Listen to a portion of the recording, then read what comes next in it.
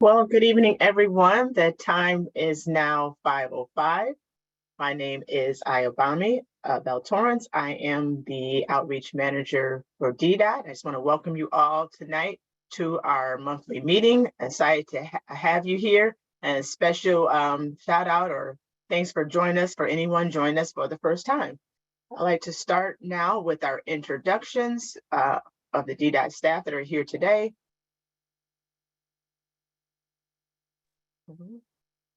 Mr. Barkley. Good evening, Melvin Barkley, Deputy Director of Operation and Maintenance for DDOT.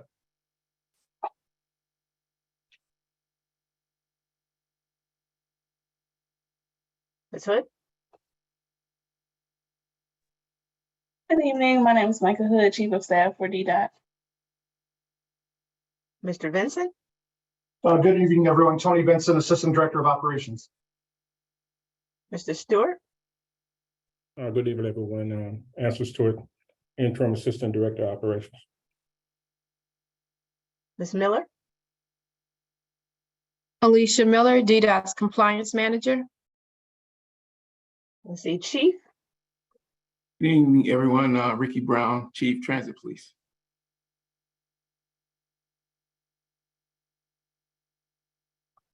Mr. Garrett. Marcus Garrett, Contracts Manager for DDOT Paratransit. Ms. Taylor. Good evening, everyone. Deasia Taylor, Assistant Director of Administration for DDOT. Mr. Bonnie. Jordan Bani, DDOT Application Manager. Mr. Joy. Good evening, Gio Joy, Vehicle Maintenance Manager at DDOT. Mr. Yamakura. I'm Ricky Yamakura. I'm the Capital Projects Manager here at DDOT. Ms. Roby. Good evening, Tanisha Roby, Manager 1 Eligibility, DDOT Paratransit. Mr. Patronet. Steve Patronick, Executive Manager, Service Development and Scheduler.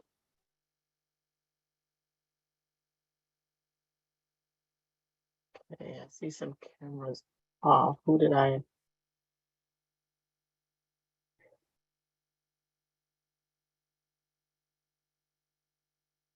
Okay, Ms. Alvarez, are you able to introduce yourself? Yeah, hello. I'm Alon, Outreach Coordinator with DDOT. Okay, and I'm going to continue with marketing and go to Mr. Jordan. Hi, Kyle Jordan, Marketing Team. Okay, and Ms. Lukowski. Kristen Lukowski, also Marketing Team. Okay, I believe I have everyone that is available now. Is that correct? So with that, I'll go ahead and move on to our meeting rules, which are pretty simple. For public comment, you will have 2 minutes, which will be following today's presentation. And we just ask that you please respect that time. We will have a timer as well. And if time allows, you'll have another opportunity to speak. As always, no personal attacks or foul language will be tolerated.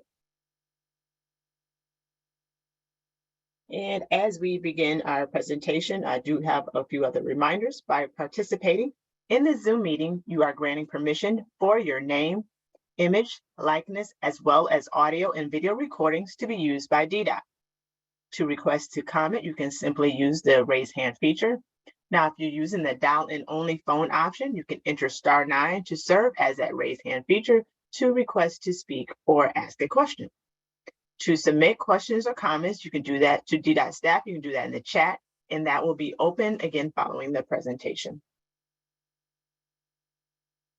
Now, before asking a question or commenting, please be sure to unmute your audio, state your name and your organization if you're representing one, and following your comments, please mute your audio.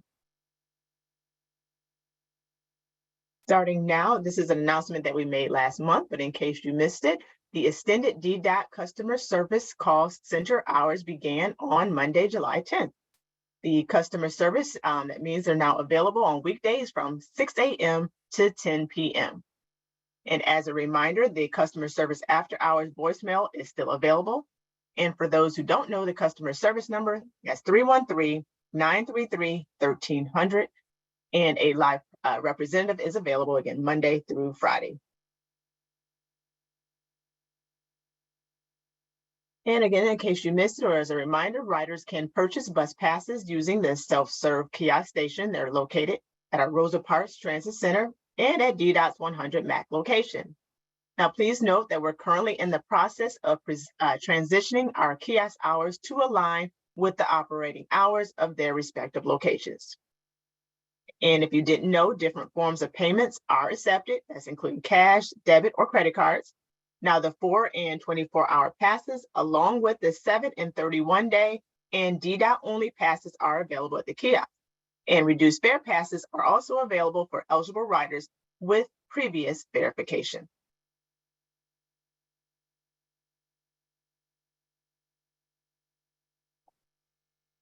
And a reminder again from our service development and scheduling. Now, the new service changes went into effect on Monday, June 26th.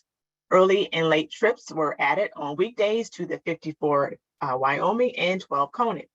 Now, new schedules with better run times added to 1 Burner, the 7 Mile, 8 Warren, 3 Grand River, 31 Mac, and 16 Dexter. Phase 2 of DDOT Reimagine is complete when it comes to the outreach. A special thanks to everyone that has provided feedback. We really appreciate everything that was provided. The last pop-up event took place at Rosa Parks Transit Center on Friday, July 14th. Now, I will tell you that the online survey is still available, and that will be available until Monday, July 24th. So if you still want to weigh in, you can do it online through Monday.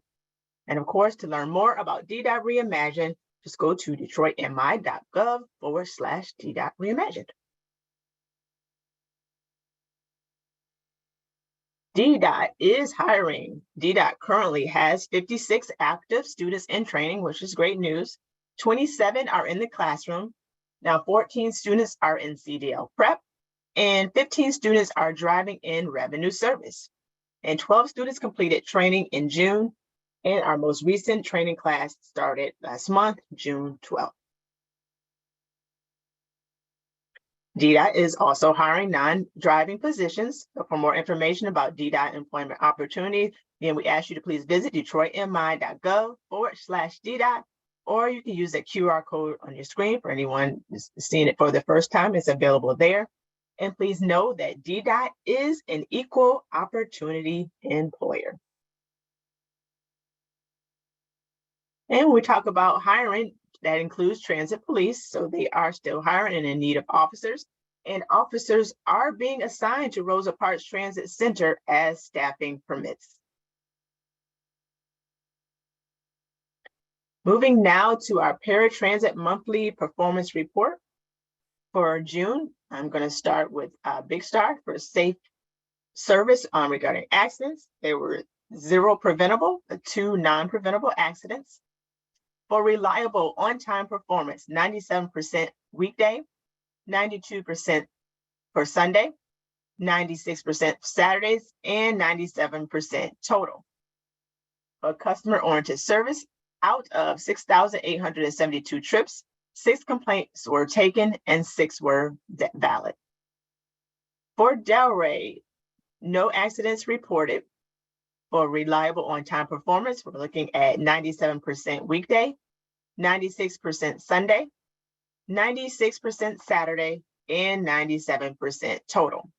Now, out of 3,644 trips, 2 complaints were taken and both were redeemed valid. Moving to Mo, happy to report again, 0 accidents. For on-time performance, we're looking at 98% for weekday, 88% Sundays, 94% for Saturday, and 97% total. Now, out of 4,432 trips, 0 complaints were taken.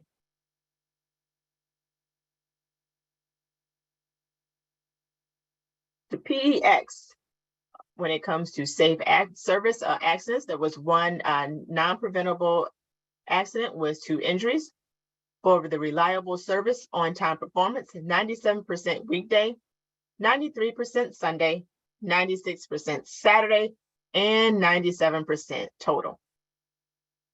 For customer-oriented service, out of 4,576 trips, 3 complaints were taken, 3 were deemed valid. Moving to checker, happy to report that there were no accidents reported. For on-time performance, we're 98% weekday, 91% Sunday, 96% Saturday, and 97% total. Out of 2,327 trips, just 1 complaint taken, and it was deemed valid. And taking a look at DDOT, when it comes to customer-oriented service, 14 complaints were taken, 12 were deemed valid, but 2 were deemed invalid. Now taking a look at our system as a total for accidents, and there were 3 non-preventable and 2 injuries. For total on the on-time performance, 98% weekday, 93% Sunday, 96% Saturday, and 90% total overall for the system. And out of 21,861 trips, 26 complaints were taken, 24 were deemed valid, and 2 were invalid. Now the cost-effective service out of 21,851 trips per 13,734.19 hours, 1.49 weekday, 1.48 for Sunday, 1.41 Saturday, and 1.48 total. That is all for paratransit. Now turning to our operations performance dashboard for June. I do want to note that this is preliminary data. So for the ridership, we're now at 940,203. For on-time performance, weekday, 61%. For the average weekday pullout AM, 96%. And the average weekday pullout PM at 94%. Our upcoming meetings. Now, the next local advisory council meeting, that's the LAC, they'll be meeting Tuesday, August 22nd at 10 a.m. Now, please know that there will be not be a community input meeting in August as customary. We will be off in August. So the next virtual community input meeting will take place Thursday, September 21st at 5 p.m. And that is all the updates I have at this time. Of course, we ask you to always go to our website, detroitmi.gov/DDOT. And we encourage you to follow us on social media as Instagram, Facebook, Twitter, at RideDDOT. And now for the moment many of you have been waiting for, I'm going to turn it over to my colleague, Kristen, and we will get started with our public comment. Just give me a moment to turn on the chat for everyone, and then we'll have the timer as well. Thank you.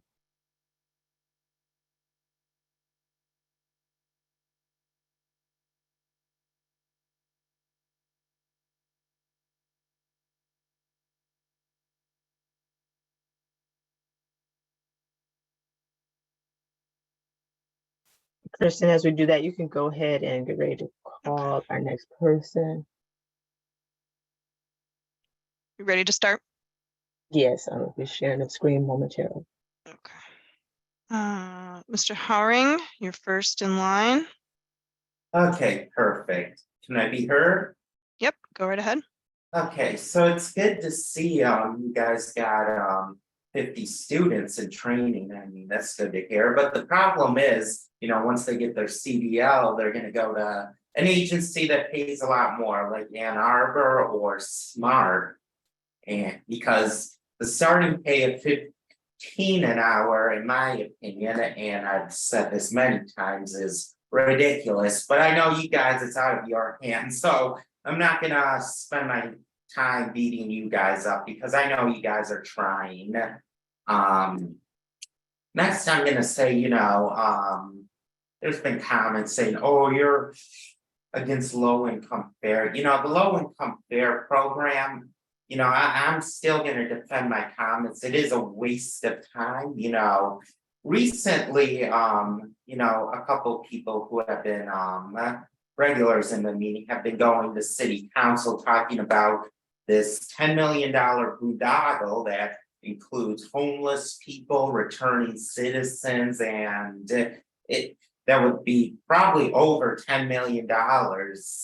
You know, I'm vehemently opposed to that, you know, that proposal. And it's led and created by a group called the Detroit People's Platform, which I'm not gonna iterate with, but you know, if you do this low income fair study, I just want you guys to know is don't take any advice from them because what they want, it's a complete boondoggle. You know, 10 million can be spent with so much better. I mean, for example, micro transit. I mean, you know, people, because buses aren't showing up, they have to pay for cab fare or Uber fare that they can't afford. You know, it would be nice, we could spend 10 million on maybe like a micro transit program.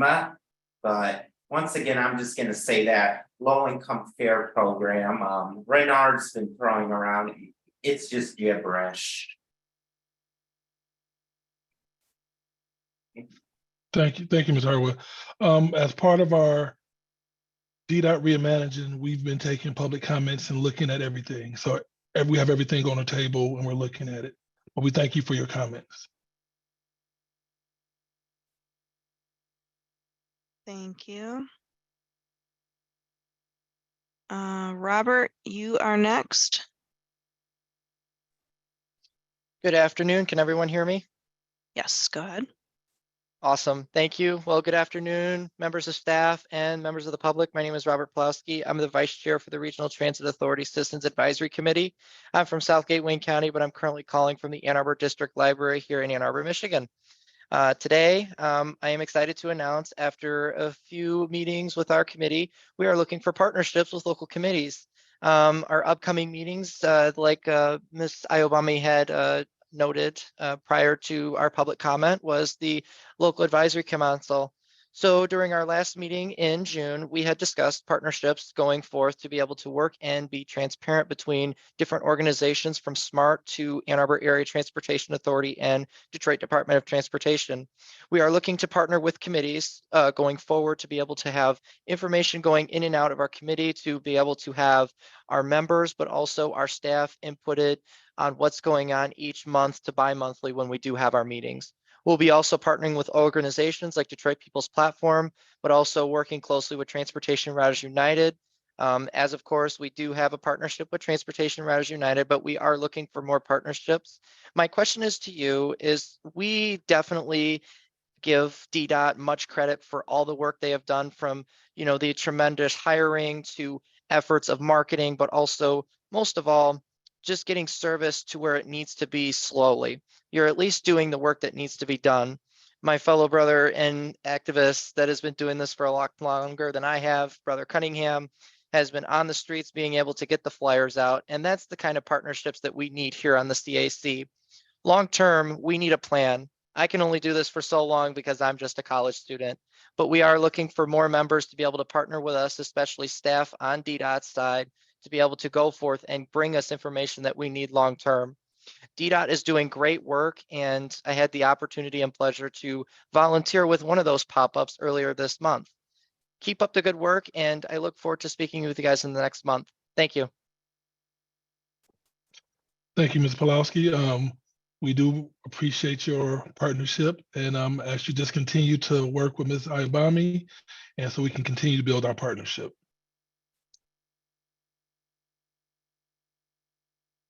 Thank you. The next hand up is Ms. Lloyd. Hi, can you hear me? Yes, go ahead. Yes, go ahead. Hi, thank you. Hello to everyone.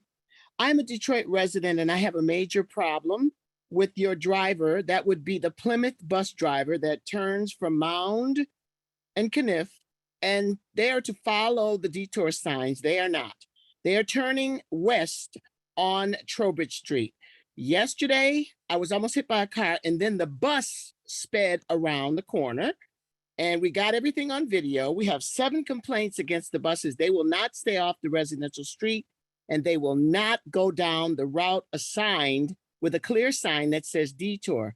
whoever's in charge of the drivers, I take this very seriously. I was almost hit by a car exiting, and then the bus came around. I made it out of the way just in time, and the bus was traveling at a high rate of speed. All incidents have been recorded by Snapchat or ring.com. I have recorded every one of them with your customer service, and I'd like for someone to let me know the results of it. I know you have cameras on the bus, and I also have spoken to the ombudsman and several different people in the city of Detroit trying to rectify this problem, because we don't have a barrier at the end, because it's traffic two ways. The street is one way going west, but the cars are disobedient. And so we need to do something about the DDOT for sure. And thank you for listening. Thank you, Ms. Lloyd. Thank you, Ms. Lloyd. Sure. We will be having a road supervisor out in that area this afternoon, right after this meeting. My operations team is taking notes, and I'm sure they're getting someone in that area right now. So we will address that immediately. Thank you for that input. You're very welcome. Thank you.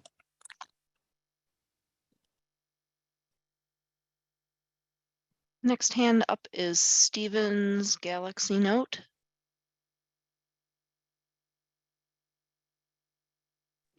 Yes, can you hear me? Yes, go ahead.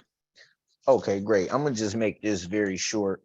I just want to complain that the buses are still very dirty. And when I mean dirty, I mean there's bugs that you can't see on the bus. Not only that, I think there needs to be more buses on the route so that the buses can get people to where they need to go on time. And I'd like to thank Cunningham for an outstanding job he's doing for free for the community and trying to get the buses back better for the people. That's all I have to say.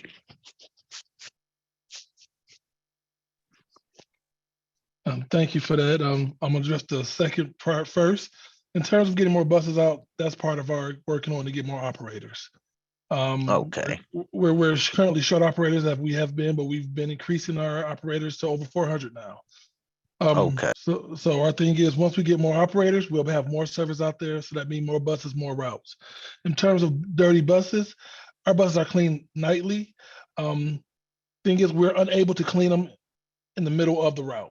You know, they'll leave the garage clean, but we do have the other public gets on, and you know, sometimes things in the environment get on the bus.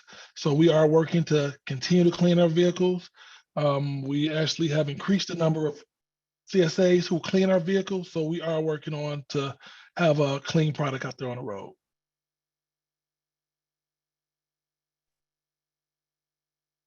Thank you. Thank you. Cunningham, you're next.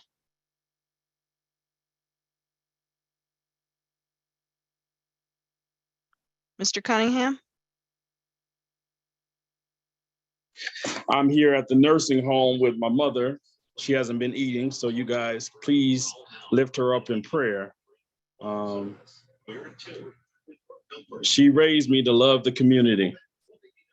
And she didn't have much, and I don't have much, but she raised me, and that's why I have a passion for the least of these and folks that are poor like myself. Ma, say hello. Hi, God bless you. So I just want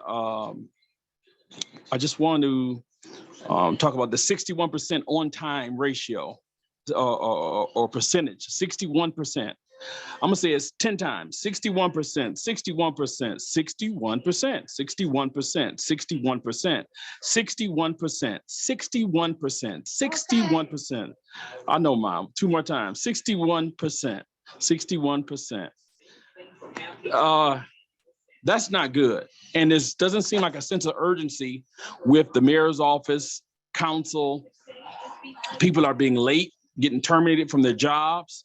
Some of y'all don't even take the bus, okay? So, and I experience people that take the bus that get in my taxi cab.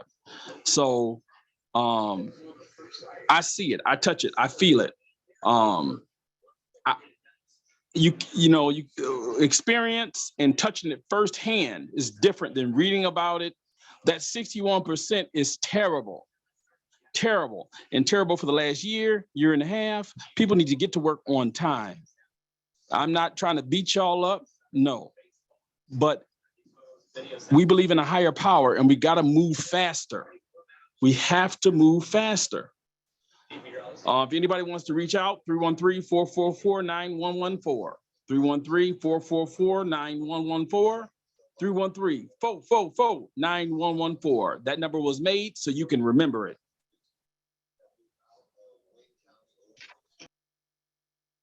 Thank you, Mr. Cunningham. I agree with you. We do need to work on getting our on-time performance up. We currently are. One of the things that's hampering us is that we've increased service, but we don't have the amount of operators to go there. So once we get our operators up there, you'll see a great increase in that on-time performance. Even before then, our operations staff is working on it, working with our planning department to get that done. So let you know that you're not the only one noticing it. We notice it every day. Ms. Ayobami, how many people are in the meeting? And is there any council staff there, do you know of? And y'all have a blessed day. We have 54 attendees currently. Wow, God is good. I will allow for if there's any council staff, they can put that in the chat and let you know.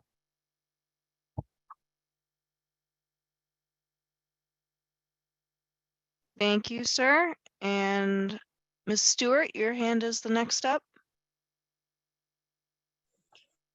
Good evening, Alvami and the rest of DDOT staff. I'm Rochelle Stewart, Detroit People's Platform, resident of the city of Detroit. I'm with Cunningham, that 60-some% is not good. I know you don't have a lot to work with because this city council and the mayor is not giving you enough money to work with. I would like to know when will they start working on Rosa Parks Center?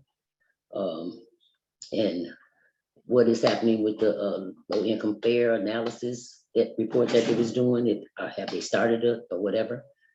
And I really want to know, do DDOT know how much they will get from the 220 to 210 million that the city is getting from the state? And if not, do we need to rally this city council, the mayor, to get some of that money so that you can afford to pay the drivers what they need to be paid so we can have on-time buses? You know, it's sad that we're in a city that the council and the mayor don't understand that transportation is essential for the residents of the city. You know, to get to work, to get to school, to get to the doctor's appointments, to buy their groceries. It's just an essential thing, just as garbage removal, which they privatize, you know, police and fire. They yet to rectify, taking away in the bankruptcy. But I mean, please, they need to do something. And I'm not down in DDOT because I know Director Oldsley and his staff is doing all that they can to try to make this system run as efficiently as it can, but you can't without paying the drivers what they deserve. I know this is not a business, but somewhere along that we gotta start treating it as a business because more people is taking our drivers away from us. And we're training and they're getting them. No compensation for training. The other places is not really training. So I don't know, give me some answers. You know, I just don't understand it. You know, and I've seen that with this 210 million that's coming, I've seen that he was putting in the hubs and different things that was in for the ARPA funding. Thank you, Ms. Stewart. Let you know, our plan is to increase the wages of our operators. We are actually going with our union to get that wages increase.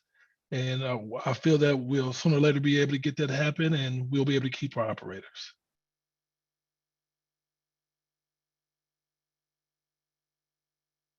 Thank you, Ms. Stewart. The next hand up is Ms. Marguerite.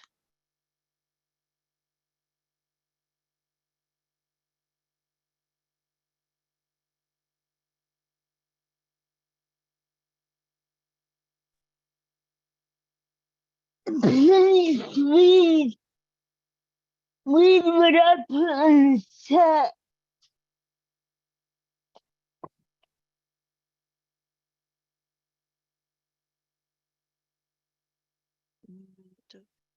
Hey, no problem, Miss Marguerite. We got you. Let me just find it. It's been moving a lot of stuff in here tonight. Let's see here. Okay.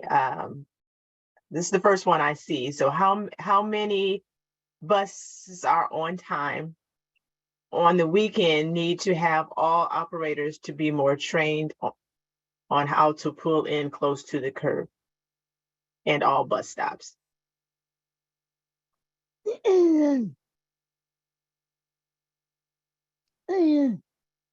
Behind vehicles at the bus stop.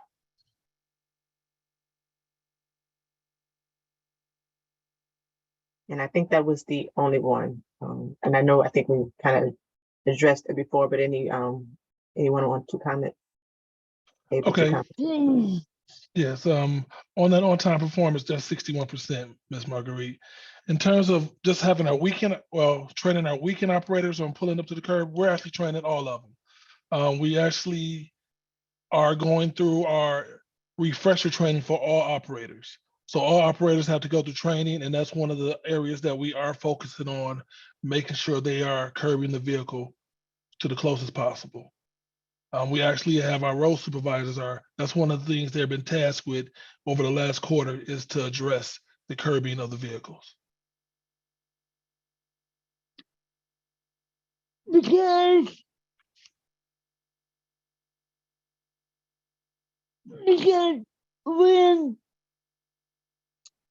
when I took the bus at Ranville and the last freeway going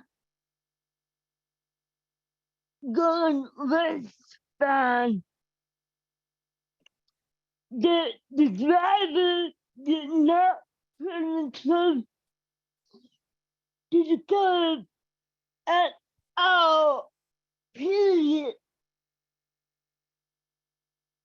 But he deployed the ramp in the second lane. And I used my walker to get down at the curb to get on the ramp. But I made an ADA complaint. But he didn't tell me.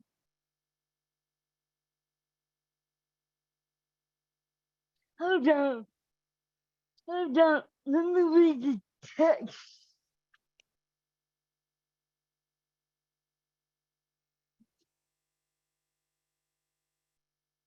Thank you, Ms. Marguerite. So I and then so but you and that said it's okay to pick up passengers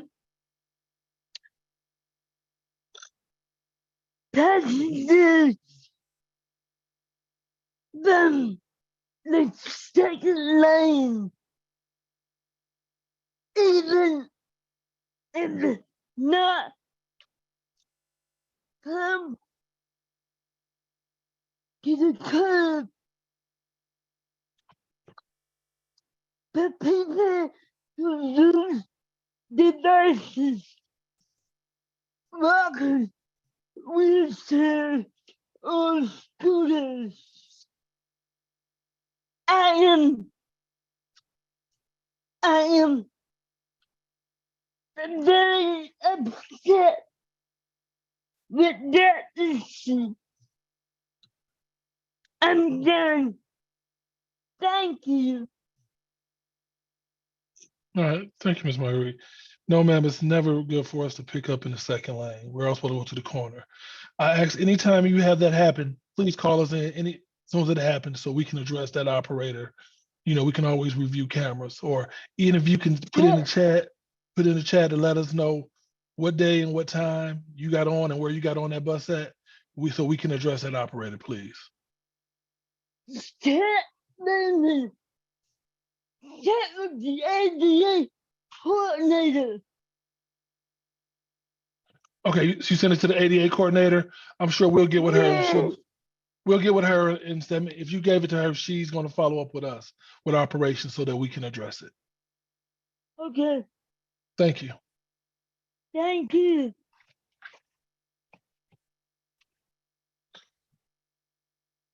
Great, thank you. The next hand up is a phone number ending in 577.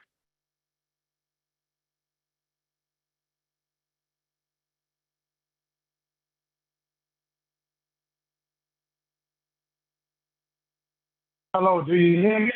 We can hear you now. Go ahead. Okay, how's everyone doing?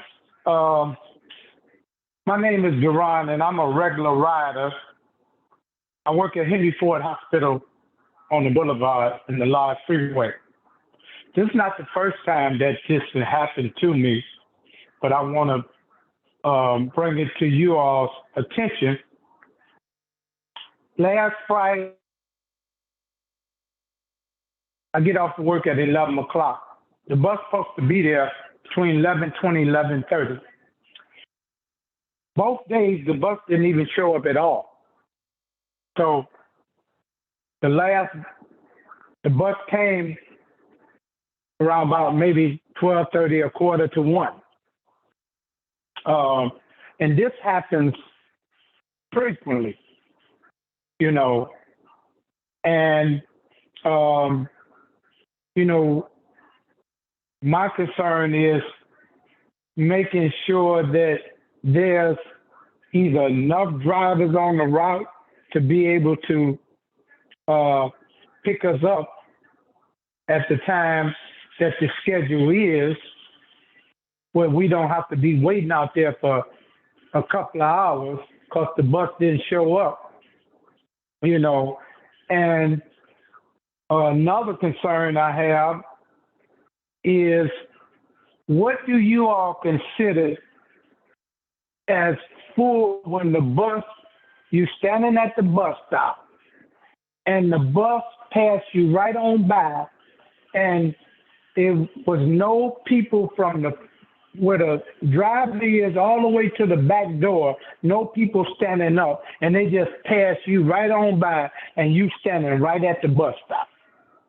And the last thing that I'm concerned about, not all drivers that I think need to be really addressed critically, is some drivers, you get on the bus.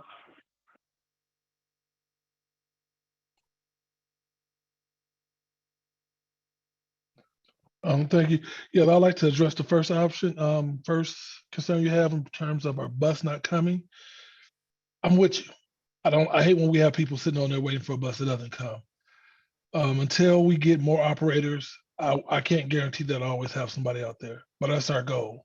Our operators are working overtime to help us fill the routes so that we don't have people sitting on the sideline, and we'll continue to work on that. For the second part, I'm gonna have one of my operations people answer the question regarding the full bus. Yeah, I can go ahead and take that. We do allow standees on the bus, so there shouldn't be a situation where you know, they're passing you by unless that bus is completely full.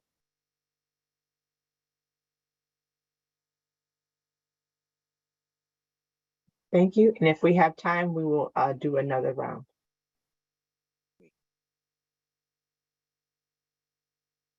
The next hand up is Stephen Boyle.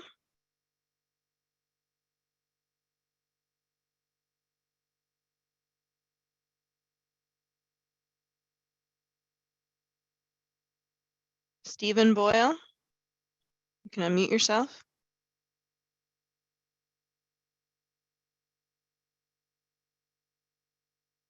Okay, we'll come back to you, Stephen, but next up is Lisa. Oh, go ahead, Mr. Boyle. just a second. I gotta get out of the kitchen. It's very, very noisy here. Sorry about that. I'm busy working right now. One thing I wanted to mention is that DDOT needs to get some assistance from all the corporations that get their employees coming in on the buses. It's super important that our corporations that utilize our workers understand how the system that they're facing right now. And when we're being underfunded by the state and underfunded by the city, somehow the corporations that are receiving these assistance need to actually step up and understand that assistance is needed to get their employees to work. Today was a rather interesting day. I got down to Dexter and Fenkel at 3 o'clock. I waited till 3:40 before a bus showed up. And actually at that time, 3 buses all showed up within 2 minutes. So I realized the weather was bad. I think one of the buses caught up to the freeway and turned onto the freeway to go back to the terminal. I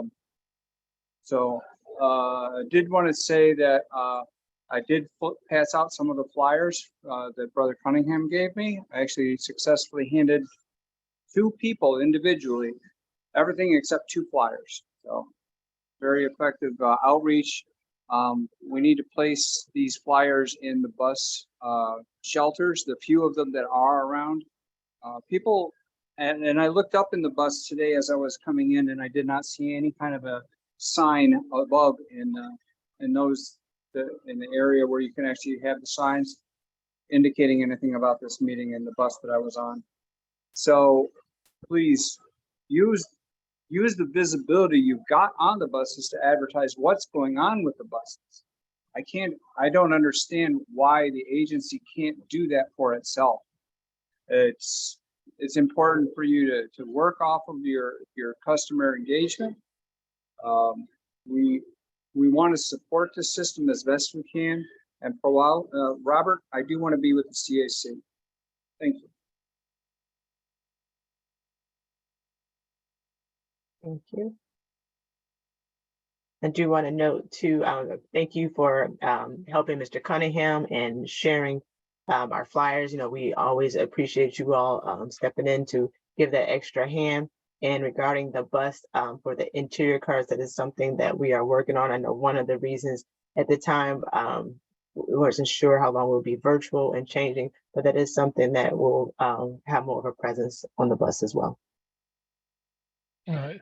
Thank you, Mr. Boyle. In terms of the buses getting there right next to each other, we will be researching that because there shouldn't be no time where on the Finkel line that, or even the Dexter line where there's buses coming back to back like that. So we have to research it and see what's going on with that so we can make that correction. Thank you for the information.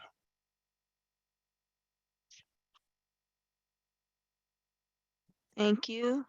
And Lisa, you're up.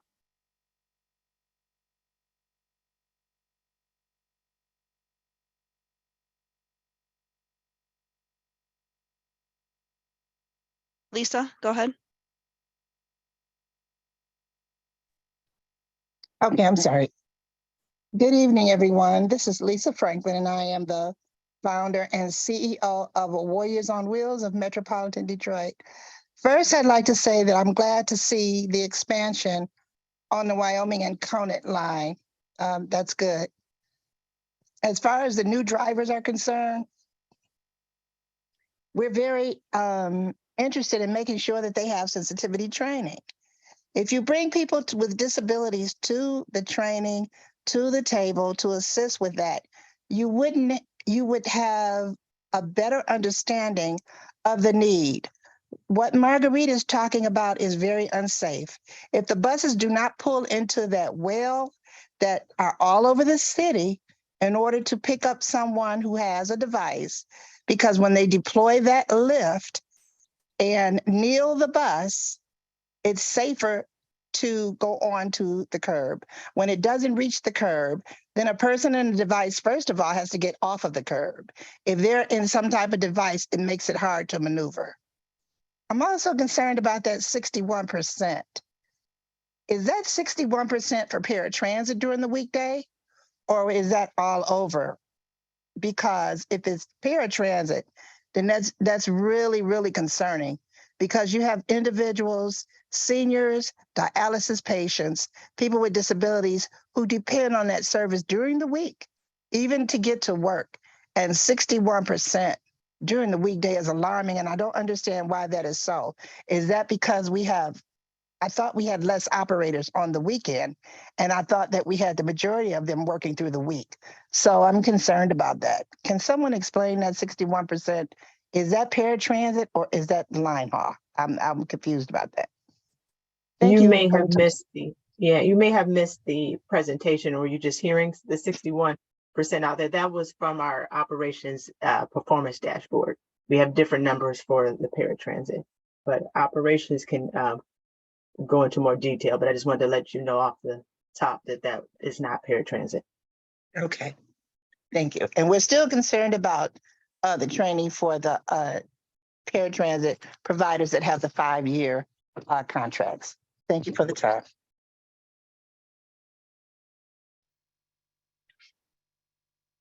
Marcus, you want to address the training for paratransit? Absolutely. So there's an RFP that was out. We got approval for training. We're going to be hiring the new trainers for the training program within next month. Outside of beyond that, then we'll be looking for more input from the community as far as additional training for sensitivity training to highlight and improve our training program. It was sort of hard to understand you, but did you say that the RFP was out for the training? And if so, can I get? I apologize if you couldn't hear me. So the training, so for our core training program, RFP was already out, and it's already, as we've already accepted one. It'll be coming in next month after we hire our trainers. Then the sensitivity training, we'll be looking to have an RFP out there to help that in that group. And DeMarcus, if you're able to maybe put some of that in the chat, because I thought maybe it was just something on my end. The audio was not super clear. I apologize. I'll put something in. Thank you. Great, thank you. Ms. Franklin, I can kind of go over that because I know he was kind of broken up. We had an RFP go out for a regular trainer. That is gone. That was approved by council. We have not put out the RFP yet for sensitivity training. So that should be coming out within the next couple months. So just keep on looking on that, and we will keep you informed when that does go out for bid. Appreciate it. Thank you. No problem. Okay, Sheila Dorsey, you're next.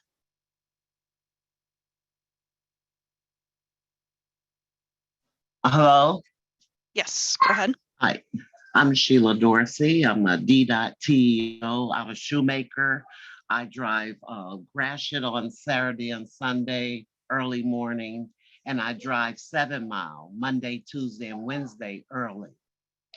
There are some things that it's a host of things that I could mention, but right now my concern primarily is the health and safety of the drivers. We are subjected to some things that I don't think for the most part, not even our riders realize.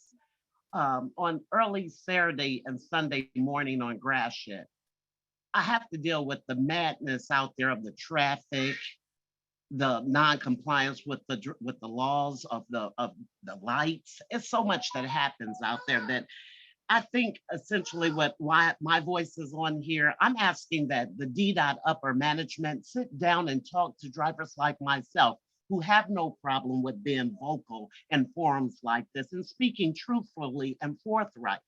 We have a lot of issues. However, DDOT has a strong potential to be the public transportation system that we need it to be. As a driver, as a lifelong resident, and as someone who truly cares about my community, this is why I drive with DDOT, not SMART, not Ann Arbor. I choose my city. But we need to be heard, and that is my overriding message each time I've come in the forum like this. We need to be heard, not just simply looked upon or complained about. There are a host of issues that need to be addressed. Mr. Barkley, Mr. Stewart, a lot of you all know who I am. And I'm appealing to you all to come and really talk to us as it pertains to us not pulling up to the curb. There's a reason why some of us do not. Look at the debris. It is unsafe, but we are willing to make the necessary adjustments, but I appeal to you. Come and talk to us and find out. And we need a public service announcement for DDOT to inform the public. And Thank you, Ms. Dorsey. And as you know, we are always in the terminal. We're in there at least twice a week at each terminal. And I believe the director was out last month and he had to set up times where he comes and talks to the operators.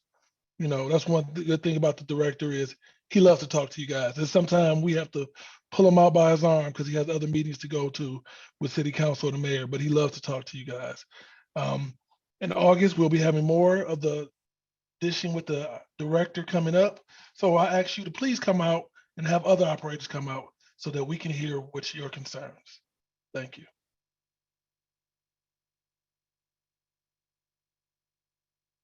Thank you. And the next hand up is call in user 1.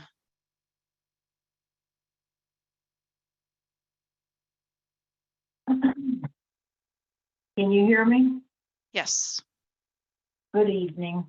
I'd like to bring 3 short things that is a deep disturbance. I keep purposely being passed up by a particular driver that drives. She's a woman that drives Linwood, and then it turns into Joy Road. I made a complaint on her on the 27th of June, and I told the mayor about it as well. I've sent video pictures of her where she'll wave in a sarcastic demeanor, calling me a female dog. And now she's going through purposely passing me up. So my question is, show me where this is allowed by federal law, the month, day, and year. My second thing is over by Coble Hall, it's now Huntington Place, forgive me, where the Dexter should be picking up. I was there during the African American Festival and we had to stand there 3 hours. There's no sign to let people know that the Dexter does not go down that way on Saturdays and Sundays, which is in violation according to Federal Transit Authority. And I'd like to know when will that be getting addressed.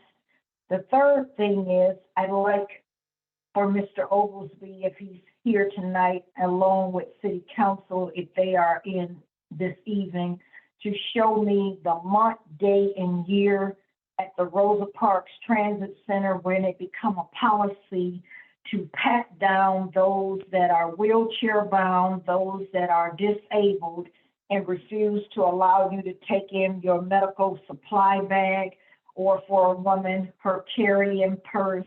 You're now going back to the same procedures that you had during the pandemic, and this is not legally founded. So I need to know what month, day, and year allows you to deny people to take their personal belongings, their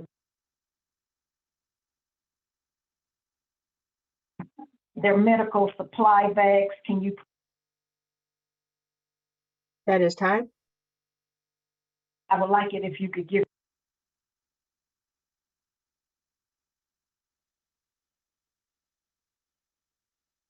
All right, thank you for that. If we can get, I know you say you have an operator that continues to pass you by. I have large amount of female operators. If you can give me more of a date and time where this operator is coming through and where you are on Linwood, we can have a supervisor out there to watch that and address that as soon as it happens. In terms of the Dexter having no signs, that will be due to us having reroutes because we do have different service on Saturday and Sunday. We can work on getting you a copy of the schedule for the Dexter. And in terms of the Rosa Parks, that's some information you just told me. It's new to me. And I will be down at Rosa Parks tomorrow morning to address that, to witness if that is going on and address it if it is. Thank you. Good evening, Mr. Barkley. If I may, this is Chief Brown Transit Police. Did she actually say people are patting folks down, and specifically who is doing that? If we could find that out, put it in the chat and we'll address it immediately. Thank you, Chief. Okay. Renard, you're the next hand up. All right, good evening. Am I being heard clearly? Yes, go ahead. Oh, thank you. My name is Renard Mashunsky. I am a resident of the city of Detroit, and indeed a legacy resident at that, and a resident of District 6 and organizer with the Detroit People's Platform and proud organizer of the Transit Justice Team. And I am a daily writer as well, too. So I want to speak to concerns about the 61% timeliness or on-time performance. I understand that, like, we have a driver shortage. And then you guys are undertaking DDOT Reimagined, which is supposed to be a redo of our system, right? However, there should be an asterisk next to DDOT Reimagined, because the concern is what you're planning for in terms of increased frequency on neighborhood routes, the BRT routes, and things of that sort, all is contingent upon being able to hire drivers. And I echo the sentiments of so many riders and people in the city that are affected by this operator crisis. This is nationwide. Detroit is not the only city that is dealing with this, but we are probably one of the few cities that have been dealing with this before COVID because of the low wages. Now, offering $15 for about $18 within a 12-month period of someone driving a 40-foot to 60-foot coach, that's wrong. And we need to do better about that. So that 61% is connected to the operator. In. And I will throw support for DDOT Reimagined. I think it has promise as long as you get the drivers. And then I do want to understand the status and what is the status of the ARPA funds that we've spent as a collective, $51 million that's supposed to go into upgrades, into our shelters and stops. It just seems like there's no communication afterwards about that. And the other thing as well, too, the department needs to do better in communicating detours to riders when there's shifts and routes as well, too. Everybody can't just go on the website on the DDOT, DetroitMI.gov and find a detour notice there. You got to actually be more proactive in that regard. Thank you. And I'll send in my other comments in writing.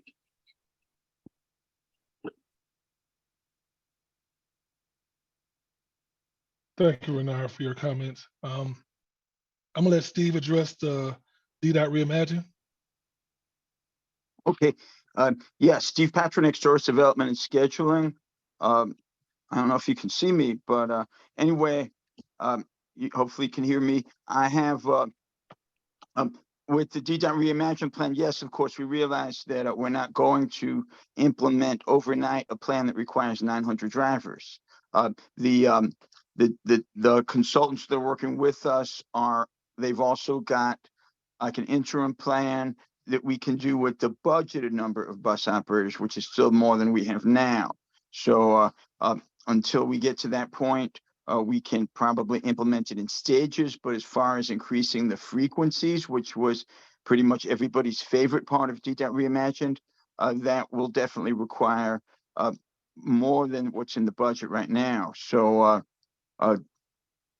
plus, just getting up to the budgeted levels. So yes, we realize that we can't just implement DDOT Reimagined overnight. We know that's not possible because it would require doubling the number of operators from what we have now. Regarding the shelters, well, I can pass this on to Ricky, but we are starting to contract for our first phases of the next iteration of the shelter program.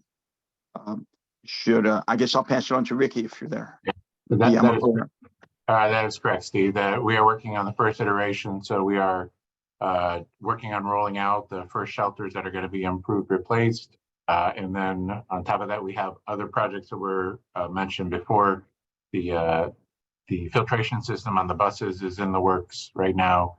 And we are working in conjunction with the DDOT Reimagined program to work on the transportation corners or the mobility corners and the transportation parts project as well. Connection corners, or what we can call them most commonly here, but yeah, you're seeing them under different names. Yep, connection corners most commonly. Okay, great, thank you. The next hand up is Ed. Hello, can you hear me? Yes, go ahead. Okay. So I'm a resident in Southwest Detroit. I'd like to encourage designating bike routes on residential streets. And if there's a conscious decision not to do this, I'd sincerely like to just understand the thinking behind it. So a number of years ago, Werner and Livernois in Southwest were repaved and some really nice bike routes were put on them. But most of the bike groups that come through Southwest, they go down residential streets, not Werner and Livernois. I'm a individual bike rider. I'm always going down residential streets, and that's where families ride their bikes. But yet, the city decided to put bike lanes on busy roads, and there's a few reasons why that doesn't make sense to me. First is it creates more opportunities for bike and car accidents, so it's a safety issue. Second thing is the air quality on busy streets is worse for the biker. It's better if they're just one block off the busy streets. And the final thing is if you just reduce the amount of bike traffic that may be inclined to just use the bike path, if they're not on busy streets, then it improves vehicle flow. So my point is to encourage designating bike routes on residential streets. And if not, I'd like to understand why. Last thing is New York City has done a really good job analyzing this and creating residential street bike maps.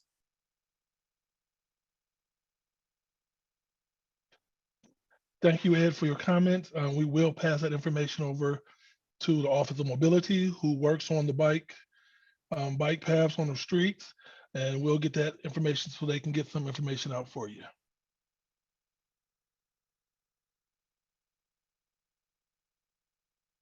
Thank you. Next hand up is Renee.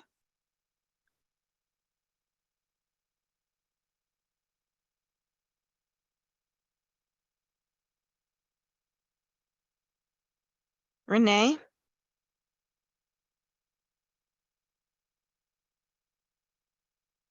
Okay, Renee, we'll come back to you. Lauren Chapman.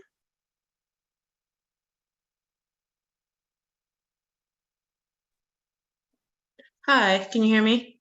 Yes, go ahead. I wanted to ask if there was a plan. I haven't fully looked over the DDOT Reimagine, but I wanted to see if there was a plan to remove some stops on Woodward, because it stops like every other block and it takes forever to get anywhere. And it's always picking up just one or two people, when if it could just go every 4 blocks where people are walking 2 blocks to get to their stop instead of walking just 1 block. You could have better stops, faster service, and probably increase the on-time ratio instead of having so frequent stops. And also, as a trained urban planner, I do understand why the city is putting bike lanes on main roads, because there are multiple purposes: to increase biking, decrease vehicle travel, decrease vehicle speed, and doing that on residential streets does not create that same effect. So that's all I have to say.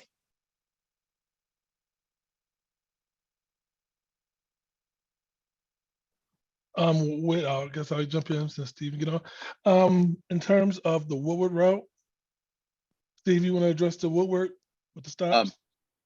Well, I know that we are about to have a capital project that will result in some wider spacing on certain streets. We're working with DPW on that. Woodward right now isn't one of them because, you know, the local Woodward bus provides local service. And I know the people who leave the bus and have big packages and things like that would probably disagree about the stops being too close together. But the Woodward bus, the local can be pretty fast. A lot of it depends on the operators and how they operate the bus and how quickly they get the people on and close the doors and leave. But you know, of course, you have Smart on Woodward providing the service every mile, and we have it's not 2 blocks everywhere. Some places it's 3 blocks, some places it's 4 blocks. We do have to try to line them up with the signalized intersections. We can't take a stop away from a signalized intersection and put it at an unsignalized intersection because we could be liable if somebody gets hurt in a pedestrian accident. So those are all factors that we have to look into. But as we shift to what they call bus rapid transit on our major corridors, we will look at widening the spaces between the bus stops. And right now there are discussions about making 7 Mile a pilot for that bus rapid transit concept that we're looking at. That's all I've got. Thank you.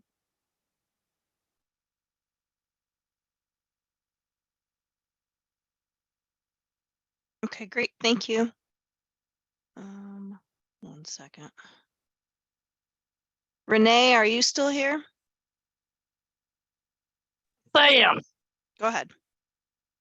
Yes, what the driver mentioned about not being able to curb the bus. As a disabled passenger that uses an electric wheelchair and a long-term passenger, been riding since 1979, but not in a wheelchair. I agree with her. There's times drivers cannot curb the bus. People parked at the bus stop, a tree overhanging bus stop or other signs too close, etc. But you also had drivers that just think it's cute and refuse to curb the bus, or lower the bus. But there's other incidences that are also very dangerous for us disabled passengers. And that is when I was using a walker, they take off as soon as they close the door and we're paying bus fare. That's dangerous.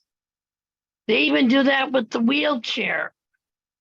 If I'm lucky, I'll get back to the wheelchair compartment. They won't come back and do me up.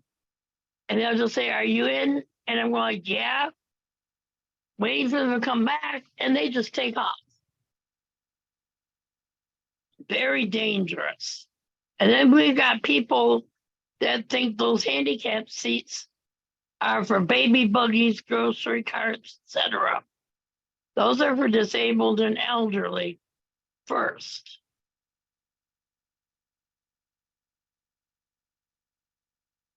That's about all I gotta say. Except Cunningham, keep up the good work. I hope your mom's okay. Yeah, hi Renee, Tony Benson here. I can go ahead and answer the questions there about operators. They're all trained to look out for folks who might have a disability or are using a walker. They are all required to tie down wheelchairs. So if any of those situations, they're all unfortunate. If they are happening to you, please call in to customer service. I know we say it over and over, but we want to know the bus number. We want to know the day. We want to know the time. We want to know the intersection. We have cameras on all of the buses. We do pull video. We do monitor those situations. We do send drivers back to retrain. So please make us aware, and we can investigate that information for you.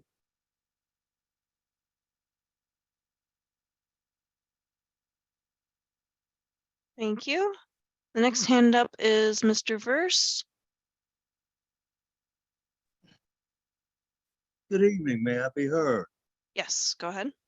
Good. Most of the points that I wanted to bring up have already been covered, but there's still a few, and one is personal. It's true enough, DDOT is doing a relatively good job in improving as it goes along. It's kind of slow, but hey, it takes a long time to repair what it took a long time to tear up. And let me qualify this. I've been riding the bus on and off since 1951. Here in the city, I'm a lifelong resident born here.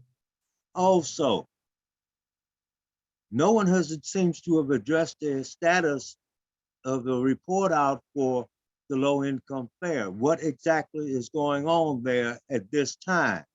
When will we hear something about a result and moving forward? Secondly, I think, yes, there is a big problem with drivers, and yes, it's definitely money. We're working on that, but it goes beyond that. I had a personal experience coming here today, getting home at down by the Meyer at 6 Mile and Grand River. The 1226 was supposed to be there at 4:12. So at 4:10, I raced across the street in the middle of a storm and got wet. The bus did not come. Finally, at around 4:37, the bus, after 2 or 3 other notices that the bus would come at a later time, and instead it was coming at 4:39, I called in and come to discover that the bus was not to be seen. Finally, it was to be seen, but it was just showing up at the end of the route bound by 7 Mile and Grand River. But it was supposed to be before 1717, which did show up on time, and I got home and I'm still wet because I decided to come on here instead of go take a shower and dry off. What can be done about that? That's a glitch that does not concern money or drivers. It's a system. The app is showing something that isn't there.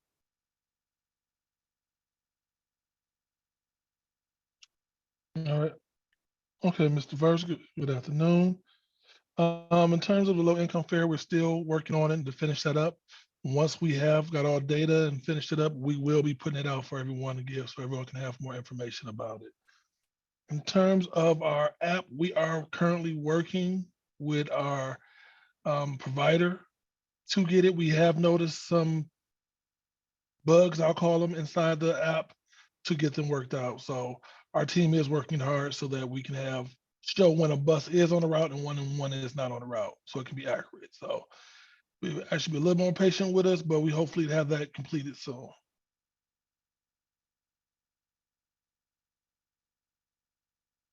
Thank you, Mr. Verse.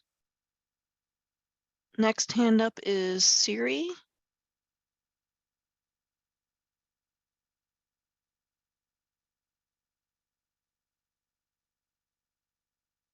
Siri, are you available to talk?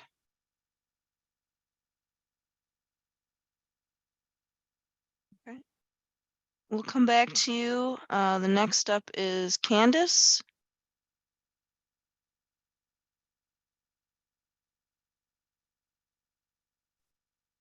Good evening. How's it going? Hello. Go ahead. Been like loading questions into the chat. I don't know if you guys have noticed. I put it in for everyone, which I hope it would include you to see. But you know, a couple questions. I'll just start with today. Shout out to Mr. Cunningham. This is the second time this week he done came through for me because a bus is not either being present. Now this morning I was a few minutes late, so yeah, I missed my Linwood. That's fine. He just happened to be there, so I took advantage. But how's that GPS tracking system for the transit apps? Because when tracking, you know, it seems to be tracking buses that don't show up, that aren't there. So I again had to get a ride home because there was no 2 o'clock Linwood, and between 2 o'clock and 3 o'clock weekdays is crossing your fingers in prayer as to if there's going to be a driver out there or not. So I'm definitely strongly encouraging more drivers, more accuracy on buses being on the line. It's so much. I put it in the chat, I promise you. Yeah, pulling up to the curb is absolute paramount when it comes to dealing with our disabled passengers, especially my mother, because God forbid something happens to her and I'm in her presence when it does, it will be a news story. But that's beside the point. What else? Man, so many of them. Shout out to all of the transit advocates that are on the line. my fellow warriors looking out for our public transportation. Where are we ranked in the world? I'd like to know, but I really don't want to know because I'm scared to ask.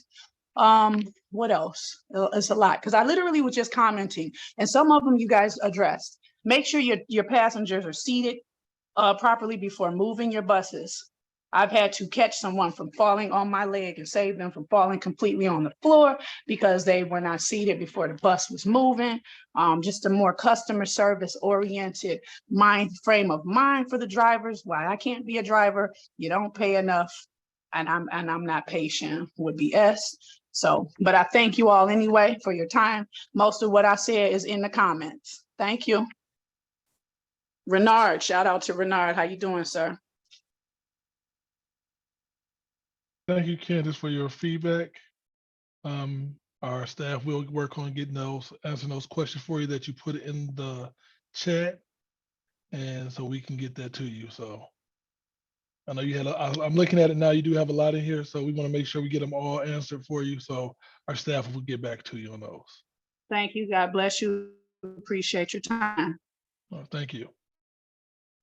Candace, please put your contact info if you haven't already. Okay, Siri, are you available?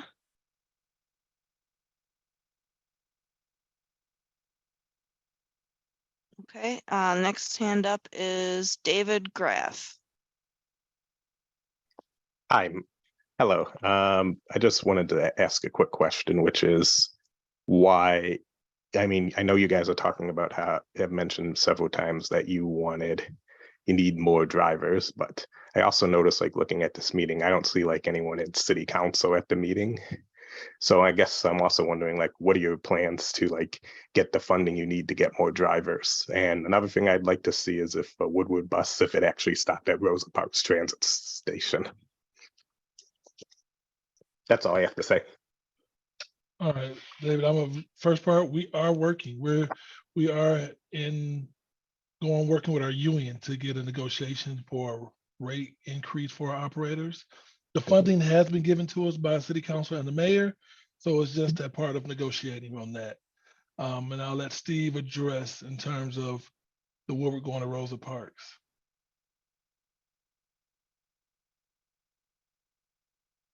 Well, this would be resolved in the last phases of the DDOT Reimagine plan. I don't believe we have major changes for the Woodward route, but we know that subject has come up in the discussions. So there will be the draft DDOT Reimagine plan will be modified into a final plan that will go out to public hearing for one final time to make final changes. So we encourage you to be involved in that if you can.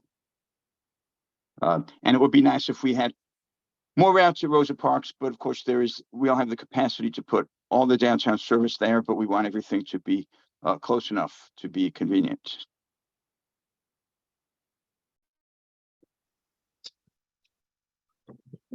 Great, thank you. Matthew Davis.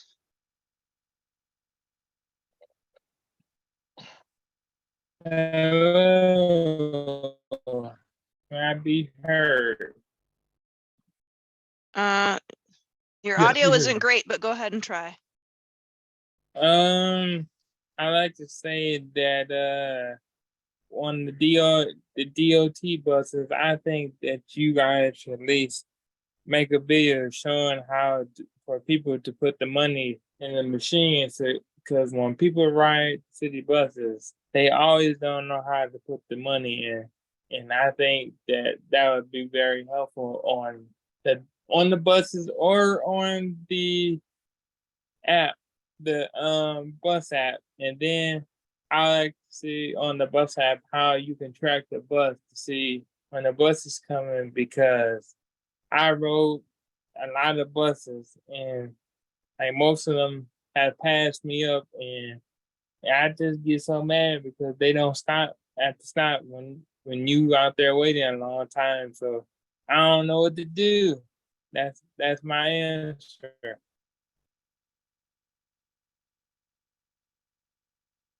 All right, thank you, Mr. Davis. Our marketing team is on this call, and I'm sure they wrote down that working on putting a video out there so to show people how to use our fare boxes. Yeah. So in terms of getting passed by our buses, that is not allowed. You know, there should be no time where we're passing by and we have somebody waiting at a bus stop. So anytime that happens, please give us a call for 933-1300 to our customer service line, and we can get addressed as soon as we see it. Okay. I get the bus pass me all the time. Is there a particular area where you're being passed by? Greenfield and Warren. Okay. All right. We will have some service inspectors in that area to observe that. Okay. Thank you. Thank you.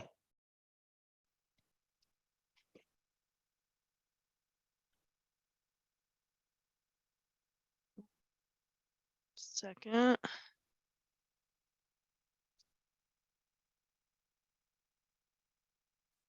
Kristen, are you able to call Miss- next? Okay, sorry. Yep, sorry, go ahead. I was having some issues. Derek Smith? Yes, hello, can you hear me? Yeah. Go ahead. My name is Derek. So I ride the bus over see one day.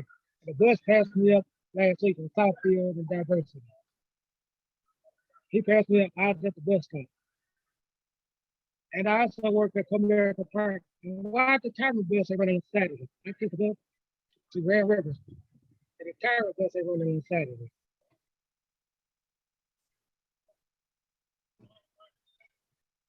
I know you said you got passed by on the Yeah. Southfield. If you can provide us with the date, I know you said Saturday. If you can give us the time and location. Can you hear me? Yes. Can you hear me? Yeah. So, Mr. Smith, if you could give us the location on Southfield and the Can you time. hear me? Mr. Smith, we hear you and he's responding. Hello, can you hear me? I think he's having technical issues. Can you hear us, Mr. Smith? Yeah. Can you hear me? Okay. Yes, please provide the information. Can you provide date and time, more specific information for Mr. Barkley? Or Mr. Barkley, would you like to continue now? I think hopefully he can hear you now. Okay. If you can give us the cross street with Southfield, the time and the direction you're going, we can address that getting passed by. In terms of, and your other question was about The Timer bus. I got to work for Comerica Park. I was at one at Diversity Monday at 2 o'clock when the 250 bus passed me up. Okay. Okay, we'll research that one. And in terms of the retirement bus on the weekend, Steve, you want to address that?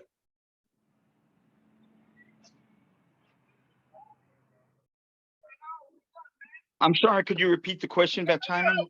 He was wondering about the retirement bus. He works at at the Comerica Park, and he's saying the retirement bus doesn't run on the weekend. Oh, Tireman. Okay, I thought you said the timing of buses. I'm sorry, I misunderstood. Okay, that's of course a request we can also put into DDOT Reimagined. I think that at least one of the versions of the plan has a 7-day service for it. But I don't know right off the top of my head, but I believe that the plan is to make it more consistent, but it's only the plan is only for west of Grand River. The MLK segment is assigned to other routes, or some of it is being discontinued. So, but Tireman isn't too far from Warren or Joy, so it should be until there is weekend service on the Tireman. You should be close enough to one of those streets, I would hope.